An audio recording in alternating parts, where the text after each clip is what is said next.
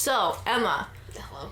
What would you say that you know about the Beatles just as of right now? As of right now, I know that they were a sensation. Are you familiar with kind of like what went on like during kind of the albums or kind of their trajectory, or not really? Oh, no. I know they did a lot of acid.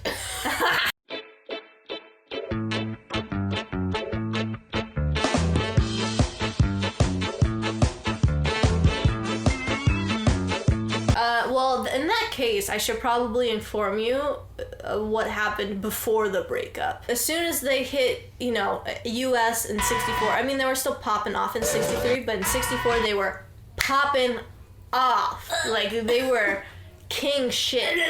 But, like, in terms of their dynamic with each other, like, were they friends, were they not friends? They were definitely, like, best bros. Like, yeah. Like Paul and Ringo, like they'll tell you, like they were brothers, and they were like really, really close. Yeah, and they were close, and they all grew up together in Liverpool. But this is kind of like how they kind of like knew each other and kind of formed up. So John had this band called the Quarrymen. Paul auditioned for John. John liked him, and so he brought him in the band. And then later, Paul had brought George into the band, although he was kind of younger, so John didn't really give a shit about him, but he was still there. So like the three of them together with another drummer called Pete Best. Disgusting. So they were the Beatles together. They saw Ringo with another band called Rory Storm and the Hurricanes, and they were like, this guy, he is something else. And then they brought Ringo in and basically replaced Pete Best. So from that moment on, they kind of toured a lot, and especially in the, when they went to Hamburg, when they were still in... I think of hamburger. They came to the States for the first time, and they were kind of like the unit. They were the Beatles, and they were marketed that way. And Paul tells this story about when Ringo first joined the band. No one was like close to him yet, but they liked him, and no one was close to him yet. So Paul would always have to bunk with Ringo, because they would buy like, motels, rooms, and they would have to sleep in bed with each other because no one wanted to sleep with the Ringo. I feel like that's me. I'm Ringo. You're Ringo? I feel like that's me, because like nobody wants to hang out with me when I'm in a new place. You know what I mean?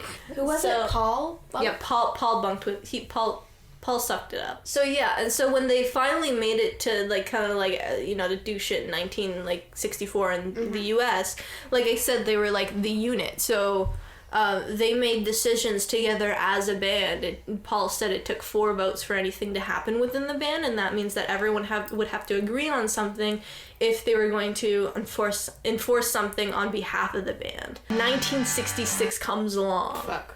And this is the first step to what people believe broke up the Beatles. Fuck. They stopped touring. They go, never again. And this is the why. Have you ever seen any footage of the Beatles playing anywhere?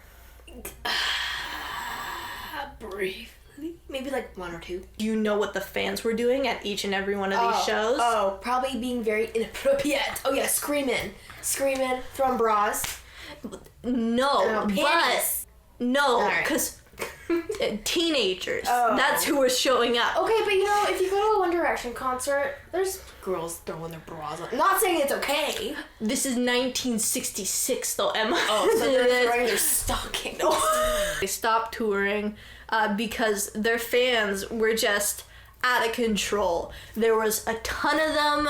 They were all teenage girls screaming their heads off. They couldn't even hear themselves play. Like, you can check out footage from this time, and you can see, like, John, like, sometimes in the later years, he had organ bits from when they were touring, and he would play them, but you would see him oftentimes just go...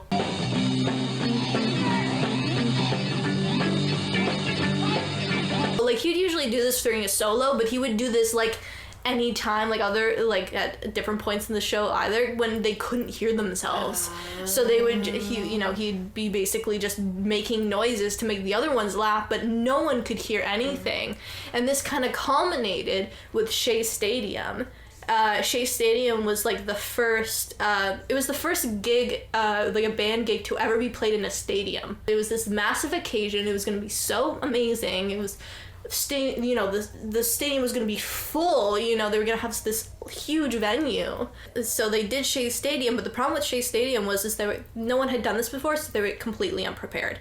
So that means that not only were there a lot more screaming fans, but the problem was that because they were playing in a baseball field, they had a podium in the middle of the field, and they were like, you know, playing their shit, and how they did that was they connected all their amps and shit into like the comm system of the stadium. The comm system was shitty. It sounds like a, you know, like a school comm system, right? Sounds horrible. And so they would they played, and you couldn't even hear them through the comm system because the audio quality was shit. After kind of Shea Stadium happened, after, you know, they kind of toured a bit in 65, 66, they were like, you know what? Dunzo. A lot of people think that the first, like, kind of thing that started the breakup was the introduction of drugs. Acid. Yes, but also other things. Like, in all honesty, they started doing drugs in 64 when they got big. Drugs were not the issue. You know who introduced it? Yoko Ono. No, she comes later. Oh, shit. What? Who? Bob Dylan. Really? Yeah, he gave them weed in like 64 somewhere, and they were like, gateway drug. Alright, 66, done. 67. This is where shit gets spicy. They start recording Sgt. Pepper's Lonely Hearts Club Band, the album of albums. Oh, I love that album. Like I said, in 66, they stopped touring. So that kind of brotherly connection that they had exactly. Recording it was stressful at the time. It took so long. It was longer than any other, like, not in runtime. Recording it took longer than any other Beatles album to that date. A lot of papers and critics were coming out and being like, oh, are the Beatles over? They haven't released an album yet. Like, oh my goodness. Like, it's their reign of, you know, supremacy is over. And it's like, just wait a month, girl. Yeah, there was a lot of pressure, like, externally, but also, like, internally. Because Paul really took like a head on this shit. Like, Sgt. Pepper's was his baby. He thought of the concept. Aww. And even though he encouraged people like John and like George and like Ringo to like really incorporate like kind of like this idea, this concept of let's make an album that's like not us, but like also us. Because like you know, with Sgt. Pepper's, they kind of assumed the role of each character they were in the band of Sgt. Pepper's Lonely Hearts Club Band. Even though he did that, George around this time was also starting to get like resentful and like really like unhappy. And this was because like he was getting shunned a lot for his songs. Because how the Beatles made money was that they got money through their writing credits.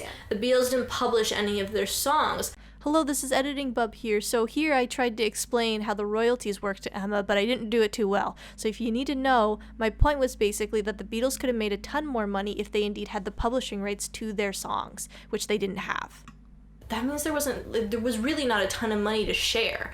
It was what was on the album, what got played, and that's who got the money. And so George only had these, you know, maybe two, you know, it was just really Lennon, McCartney, and then George got 2 songs, an A-side and a B-side, and then Ringo got a song. But George had all these, like, amazing songs. In fact, Pattie Boyd told a story where apparently, like, nearing the end of the Beatles, she had found this drawer at the top of her their dresser, and she opened it, and it was full of paper slips. And it was all George's songs that he had taken to the Beatles, was not accepted, and then was, you know, then he had to just keep it somewhere. But it was like shit like All Things Must Pass, songs that he later did solo and were like huge hits. Honestly, George had a right to be mad. George Genius. Honestly, yes. They casted him aside basically because Paul and John, you know, wanted to have a living. They wanted to have money, you know? And at the same time, maybe they genuinely thought that he wasn't good enough yet because, you know, they started writing songs before George, stuff like that. So maybe it was a little bit more innocent than that. It's like, give him a chance. So now, things are getting tense. It seems like in the studio. But then also, sadly, Brian Epstein, their manager, dies. So Brian Epstein was basically the guy who kind of gave the Beatles their first shot. He was their first manager. He was basically the one to kind of pick them out from like the, you know, the what would be like, you know, the underground scene, the local band scene of the time. And he picked them out and he said, those kids are gonna go somewhere. And he marketed the shit out of the Beatles. Like, he's the one that like got them so fucking famous, because what he did was he basically created the first ever boy band. He got all the Beatles to basically, because they were already pretty funny, interesting guys, and they all had their own personalities, and they were all very opinionated and interesting personalities. But he basically made that a selling point. Like, have you heard, like, the Beatles being called, like, the smart one, the cute one, the... No, but you've heard that with other boy bands, yeah, right? All the time. Exactly. Brian big brained that shit. And so he was really important kind of for the fabric of the Beatles. Like, even if like before, if they were like fighting, but in kind of like a everyone fights type of way, even if they were fighting, he could really be like the middleman for those guys. And he was like kind of like, he was just like their road dad in a way. Aww. He took care. If they were all brothers, Brian Epstein was their dad, and he was looking after them. I hope they called him Daddy. Oh. I'll tell you about that later. Yeah, and so when he died, it was a major shock to, like, all of them. Because it was just, like, it was you know, like, you know, it's like dad died, so it's kind of like they just really didn't know what to do from there. And instead of getting another manager, at least for the time being, they kind of self-managed themselves. But at the same time, like I said before, the glue was, unmending itself. Yeah. And with Brian gone, now it's full-on kind of dispersal mode. They needed Gorilla Glue. They needed some Instead, Gorilla Grip pussy juice. So, okay, 1968. I'm waiting for 60. So before this, you should know that before any of kind of like the things that I explained to you are like happening, basically what's going on is egos are now in full swing. Before, they were kind of down to earth. They were very much untouched by the ego, by the, you know, the hype train that was the Beatles. Now it's kind of going to their head because Sgt. Pepper's popped the fuck off. It turns out Sgt. Pepper's was a good album. So Sgt. Pepper's popped off. Egos were getting into full swing. Yes. Next point, shit gets fucked. Yoko. Hold on. Okay. So the White Album. They start work on the White Album. The White Album is this 2-disc, well, not, you know, double vinyl album. And it was just, you know, full of like these scraps of songs, some full songs, and it's usually every Beatles fan favorite album at some point, because my theory, it's because it's really long, so like a Beatles fan, when they first listen to it, they're just like, the Beatles all the time. Beatles for 2 hours. Wow. Yes. And also it has like a lot of like songs that we know and love from the Beatles, like Back in the USSR, While My Guitar Gently Weeps, Blackbird's on there, like just a lot of stuff that we're like, yes, like get it. But also that album, girl, they were fighting nonstop. Like that was the album where it was like, it's over. It's done. It's done. Clearly done.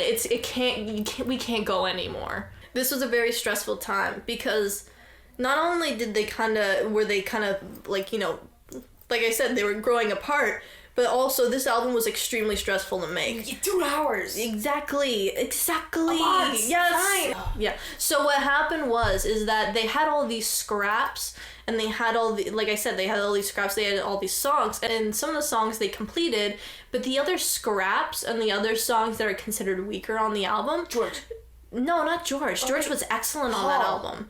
George really grew up when, you know, by the time we get to Abbey Road, he is like, he's making the albums. Like Lennon McCartney, who, like, honestly, anyway. Don't know her. Yeah, so these scraps and these kind of like these songs that are just complete, they're not good. Like, you know what I mean? Like, there's a lot of iconic tracks, good tracks, yes. You know, some of those songs are just not up to snuff, and they're like, you know, maybe a couple minutes long, and they're not that good because they were really struggling to make this full compendium album, and they were trying to complete these scraps of songs as best as they could, and they were just fragments. Like, they weren't complete songs, but they finished them as best they could, and they put them on the album anyway. That's me on a math test. Yeah. And they kind of knew this. So, not only was it stressful to make in that regard that it wasn't very creatively fulfilling, but, like I said, they were arguing non-fucking stop. Like, way more than, you know, regular kind of disagreements. Like, they were, like, legitimately fighting, and it was kind of like everyone knew that the end was coming. But next point, introducing Miss Yoko Ono, girl. She's here. She's present. She's ready to fuck shit up. So, John now starts dating Oko. John now starts dating Yoko Ono. They are very in love. So John, very infatuated with Yoko, believing her to be a very good artist in her own right, he brings her into the studio. Now, I have to explain this to you, because this is kind of an unspoken rule. Bro code. Exactly. Don't exactly. Don't bring the woman. Okay, I'm going. Like, don't bring the girl into the clubhouse. Exactly, yes. Don't bring the girlfriend to boys' night. So basically, when this happened, this really kind of fucked with the other Beatles a lot. Like I said, it was an unspoken rule that no one really gave the Beatles advice. No one really kind of came in and told the Beatles, like, oh, you should do this, you should do that. It was kind of like they did their own thing. They're fine. If they need help, they'll ask George Martin, their producer.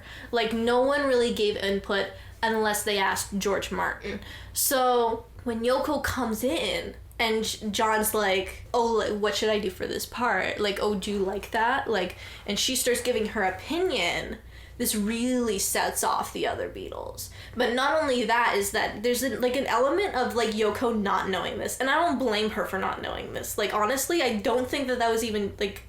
From what I was hearing about these stories, she was definitely not told that this was a rule. Yeah. But, like, she'd go in and she'd suggest stuff, right? To, like, the other Beatles. Because John was asking for her advice, right? Of course. And so she would try to do this, and then no one would really want her opinion. But rude about it? Oh, they were so rude about it. They were petty as fuck. Damn. Especially Paul. He literally would do this. I'm not even joking. She would say, like, oh, like, maybe you should change this. Or I'm like, oh, this is good. Or, like, this is a good part. Or maybe you should do this for this part. And Paul would be like, who? George, did you hear anything? Oh my god. I don't think I heard you properly. Did you say something? But there's also this other story about what set off George. So George, he was not that confrontational. But there was one event, not in 68, but in 69, where the Beatles all had their snacks. They all had their snacks. Yes. All right? And they were very kind of... You know, that was their meal time. That was their snack time. When they had a break, they'd munch on their stuff. Yeah. One day, George comes in and he wants his snack. And he looks over to where his snacks is. And Yoko Ono had opened one of the packets of digestive cookie biscuits that he had gotten himself. And he was like, that bitch! And he got so fucking mad. Because this, in all honesty, this was probably just a culmination of, like, all of the stress that he was under, and, you know, maybe, like, the him being upset that she was there. But this is when he finally broke, and he just went off on John for, like, her fucking eating his fucking cookies. Well, I'd be the same. I feel like... Honestly, I don't blame George. I don't... Big mistake. I know. Just get your own fucking snacks. Yeah, but, like, in all honesty, you know what? You want to know the tea? Yeah. You want to know the tea? I thought this was tea. Yeah, well, this was tea, but you want to know the tea on Yoko? Yeah. She didn't even want to be fucking there. Really? Yeah, she didn't even want to be there. Did she eat the snacks just to leave? No, well, tea, maybe. She didn't even want to be there. She was there because John asked her to be there. She didn't want to be a Beatle. She didn't really want to, work on their records, but she loved John and she wanted to kind of do things that would make him happy. And John wanted her there. John valued her opinion, so that's why she was there. Yeah, but she didn't. Home. Yeah, and there must have been a side to people like to speculate that there was that she liked clout and she wanted to be associated with the Beatles. But at the same time, she even said herself, bro, I did not want to be the fucking fifth Beatle. I just wanted to be there for John. I wasn't about that. And honestly, I fucking believe her. Her art had nothing to do with the Beatles. She had a music career, but it was avant-garde shit. It's not it had nothing to do with what the Beatles were doing. I don't believe that she was a clout chaser. I don't. That's the tea on Yoko. Wow. Yeah, I mean, if she's still spouting opinions in the studio, if she didn't want to be there anyway, I get that she valued John's or John valued her opinion. Yeah. Right? But answer outside the studio so nobody else gets mad. Don't pitch in for other people if they didn't ask. But at the same time, I think there was a precedent set that when Yoko came in and John started asking her for her opinion, it was just artist on artist talking. So she thought that her opinion was valued by all the members, even though it wasn't. So I get her being confused like that, but at the same time, it's kind of John just shouldn't have brought her in. Sorry, John. Bad move. Bad move. Because a lot of stuff happens in 69. I was waiting for 69. It's here, baby! Well, they start recording and filming Let It Be. Because Let It Be, as we all know, is the documentary of the process of recording Let It Be. George and John were essentially despondent during the whole thing. They didn't give a fuck anymore. They wanted out so bad, and Paul was just leading the team, and he was like, we can do it one more time, boys, I swear to God. And they were like, we don't want to be here. And Paul's just kind of reaming in, and he wants everything to, keep marching on as, the Beatles, even though he's starting now to kind of think, oh, maybe I should think about solo stuff. Ringo's hanging on for dear fucking life. He's Poor just Ringo. Keeping everyone together. Oh my god, yeah, I haven't heard anything about that man. Oh my god, he was the non-problematic one out of all of them. This is why we love him. He was my favorite. Good. He should be. Yes. He should be everyone's favorite. Yeah. The only good part about the Let It Be sessions was Billy Preston. Billy Preston was this organ player. He was this really good kind of blues R&B instrumentalist, and he also had records on his own, and he was a good singer as well. Yeah, he's pretty good. Anyway, so I think it was George brought him in. They got on really well with Billy, so much so that they thought hey, maybe we should bring him into the Beatles maybe. But then they talked about it and they thought that'd be weird. You can't really bring him in. No. But they really liked his presence. He really helped ease the tension. That's good. And this was the one person that they actually brought in for his opinion, for his contribution. When John brought in Yoko, it was kind of an affront, but when George brought in Billy, it was kind of oh, let's hear what he, what this guy has to say. He's we like him, he's a good musician, let's groove with him, let's see what we can make. For sure. But by the end of Let It Be, they were done. Yeah. Beatles, over. The White Album was kind of it was over, but they were trying their best to pull it together, but it was you could just use the writing on the wall. You could fucking see that shit from a mile away. And with Let It Be, it was just, everyone was just done. We're done. Bad news fucking bears in here, man. No. Wait, so they were only together for 10 years? Yeah. Wow. I know, right? Okay. Well, I mean, technically more, but as the Beatles, yes. Yeah. It's only 10 years. Okay. Isn't that wild, though? They got a lot of shit done in 10 years. They made movies? Exactly. They made 4. Yeah, Help is my favorite. Well, I got Help right here. Yeah, I know, I saw it. Well, it's the best. I don't know if look at those boys. You know what's so weird? A Hard Day's Night is the better movie. Everyone likes Help more. Yeah, I've never seen Hard Day's Night. Oh, A Hard Day's Night is great. Hard Day's Night's good. Well, I always look at their outfits on Help and I think of Madeline. That one kid show from way back when we were little. Oh, I remember this show! Yeah! Right? Yes! Yeah, I know what Yeah. you're talking about. Yeah. Also, unpopular opinion, but Yellow Submarine is my least favorite. It scares the living shit out of me. Freaks me out. Boobies? I can't with them. I would agree. Yes, it ain't my favorite. I think it's an unpopular opinion because a lot of people watch it when they were kids. Yeah. So it's like a childhood memory. But for me, I didn't watch it when I was a kid. No, I watched it last year. I'm just like, it's the beat. Wait, no, they did 5. I forgot about Magical Mystery Tour. I mean, no wonder that movie was not good. But like, I didn't like. It's my least favorite because like the Beatles are in it for like 2 minutes. So, Let It Be's done. They're like, fuck, we can't do this anymore. Just let it be. We can't... What they decide to do is, Paul goes like, well, we can't just end it on such a fucking shit note. Paul comes back, bro. He's like the most resilient motherfucker. Paul comes back. He's like, listen, we can't just end it on such a shit note. No. We're gonna make a send-off album. It's gonna be the last one. We know it's coming to an end. We all know it. Let's just make one final baby boy go our separate ways. Yes. So they agreed. They all came in, and this is when Abbey Road started. They worked together. They made an actual finale. If you go, if you look to the end of Abbey Road, as you may or may not know, there's a last song called "The End," and a member of the band in the end contributed like a solo, basically, kind of to send themselves off. So there was the guitar solos of Paul, John, and George, and then Ringo did a drum solo. Ringo doesn't like drum solos, but he did one anyway. He took one for the team, and he did one. Him. Exactly. Ringo came out on top. Good for him. Ooh, wait. Yeah. He doesn't sing, does he? No, he does. Oh, he does? Yeah. Oh, I didn't know that. Yeah, Octopus's Garden. That's him. Kind of know that one.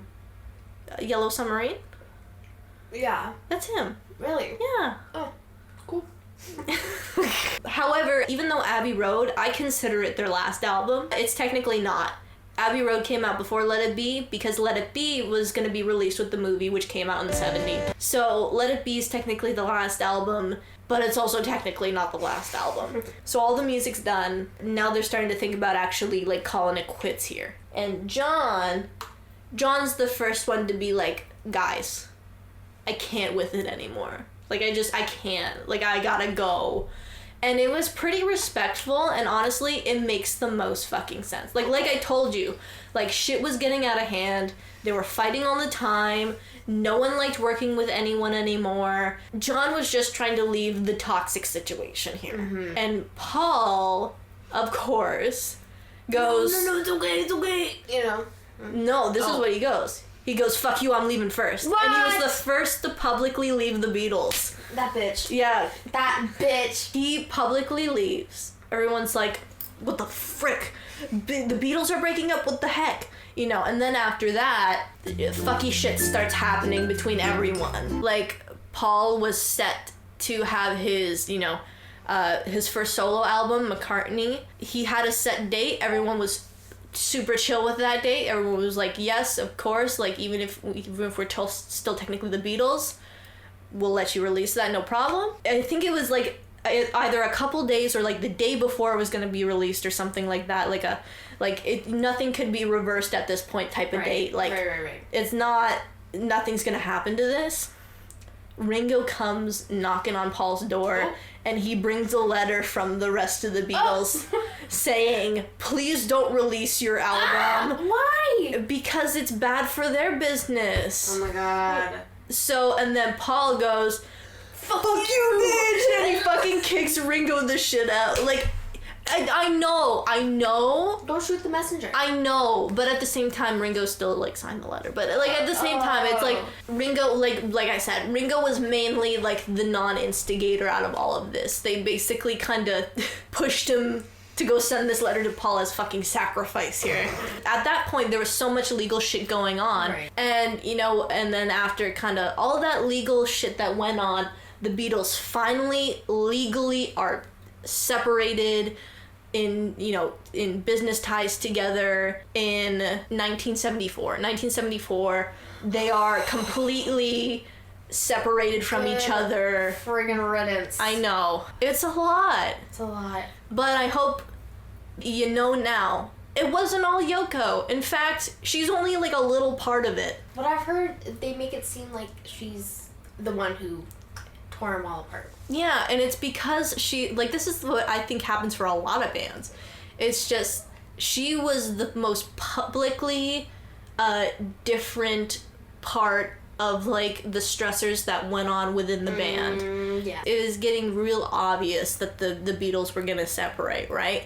But it wasn't just, she was the most obvious change, so she got all the backlash, basically. Undeserved. I know, it wasn't her fault. Poor fucking Yoko. Don't blame it on Yoki, dude. Yoki! Don't blame it on Yoki. So, that's it. Damn. Wow. How long was that? Gee, thanks, Rick.